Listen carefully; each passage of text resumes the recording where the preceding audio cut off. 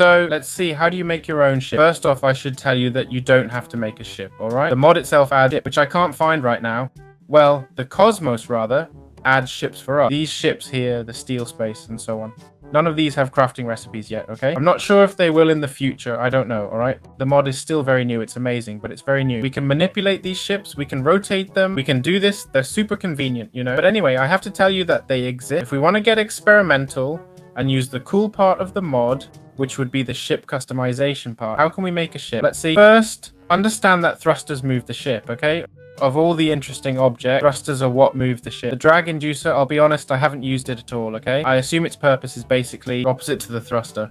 Correct me if I'm wrong, okay? I haven't seen any videos explaining it. I haven't used it, okay? You're good with the thruster. They don't have crafting recipes, okay? For now. Sorry about that. At least in J, no recipe shows up. Not sure if a crafting table... Pay attention, alright? Watch out, it might get a recipe, and I'll check BW now. Well, it doesn't have a recipe, okay? I search for thruster, and let's see if I search for air. No. It has no recipe. So these thrusters, some are more powerful, okay? And some are less powerful, okay? The thruster is the middle one. The air thruster is the weak, and the power thruster is the strongest. If we want to move, it's really useful to use power thrusters, okay?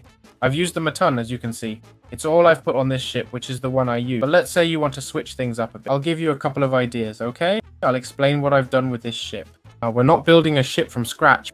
Besides these thrusters, we'll need a helm from the Eureka. Sorry, I meant Eureka, not Valkyria. This one does require crafting.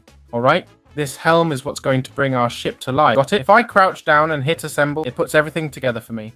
You might ask, why isn't it activating? Because it needs a redstone signal. Either a redstone block or a lever. Well, that just made me look bad. There it is. See? Now this ship is going to take off. And in a spiral pattern, cool, right? Just to make it more exciting. Some interesting things. I used powerful thrusters because ultimately we get mobility from the ship itself. Okay? With this one, the controller gives us mobility already. But if you want to add mobility on the side, I suggest using air thrusters instead of powerful thrusters. You could use air thrusters for this. Okay? I've seen some people doing it that way or with regular thrusters. Got it? Now I'll explain what I've done here. Alright? I've used a sticky piston that pushes the slime with redstone blocks to activate it. Okay? There it is. Then I've made another sticky piston doing the same thing. But these pistons push. These thrusters push down and these push forward. See? This way. If I take this structure now, crouch down, right click, hit assemble, sit down. It's a chair, and flip this lever. I'll start moving upward. You'll see I can move around. If I activate this one, I've put one here to go down. Got it?